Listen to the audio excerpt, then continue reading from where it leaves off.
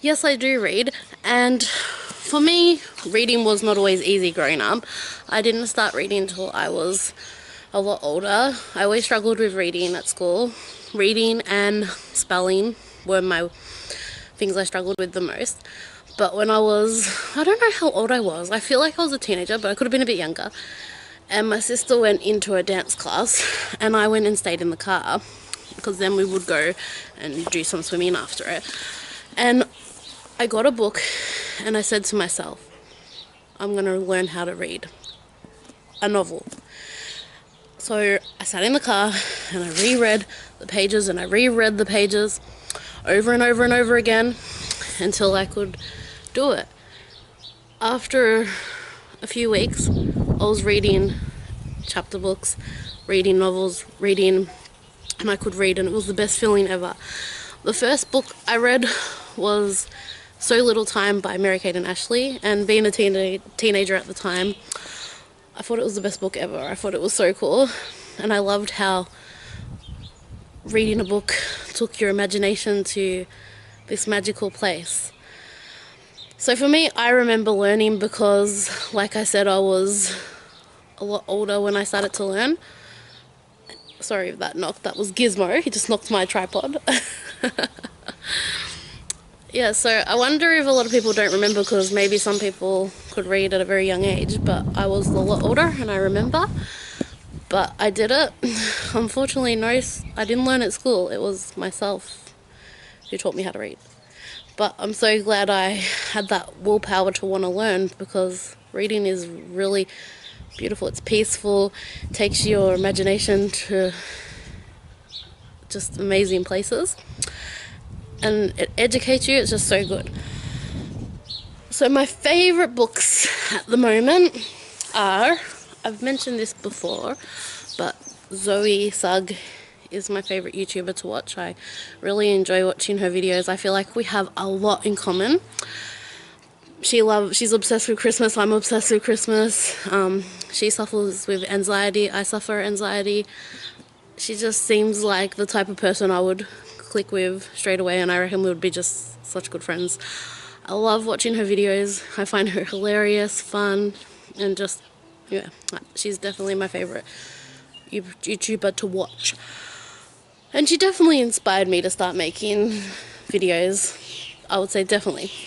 So, with no surprise with that, one of my favourite books is, well, series of books, is the Girl Online series.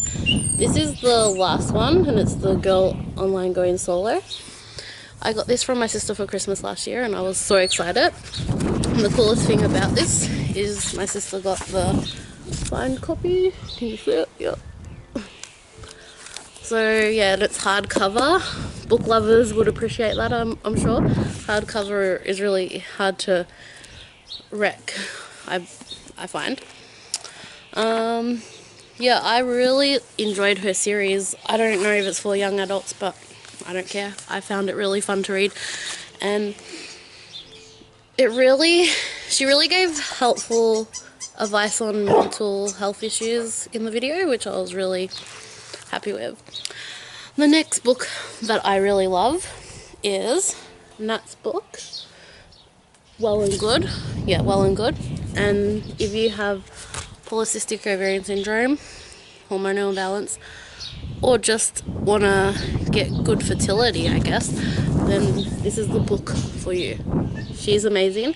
She's such a funny and cool girl. I follow her on Instagram, and she always posts videos that make me laugh. Her kids are adorable, and this book always has such good and helpful advice. So I constantly go back and look at it when I want to know some foods to eat, or just some advice on what to do. There's beautiful photography in this book too. But yeah, my favourite thing is it just gives you, she breaks down advice for you that makes it really simple to do. For example, she would say, have 50% healthy protein, and then she'll say 30% low GI carbs and 20% good fats. I could be saying this in the wrong order, so don't judge me on that. But yeah, like that, she breaks it down into 50% this, 30% that, and 20% that, and it makes it really easy to follow. So they were the two books I wanted to share with you, because I thought these would have to be my favourite, because I constantly go back to Nat's book to get advice when I want to get health advice for my polycystic ovarian syndrome. And I love her, and I love her books, and I think she's the best, like up there as the best for polycystic ovarian syndrome advice and like fertility advice. She's just great. Also, Girl Online, Going Solo, because it's my favourite fun novel to read. Last year I read over 10 books, and that was amazing for me. That was the most I've ever read in my life in a year, so I was so happy with that. This year I haven't read as much, but yeah, I do love reading. I love how books can take you places. I love that you can get educated. Love everything about books. So yes, I do read, and these are my favourite. Thank you so much for watching, and I'll see you on the next day of the challenge. Mwah.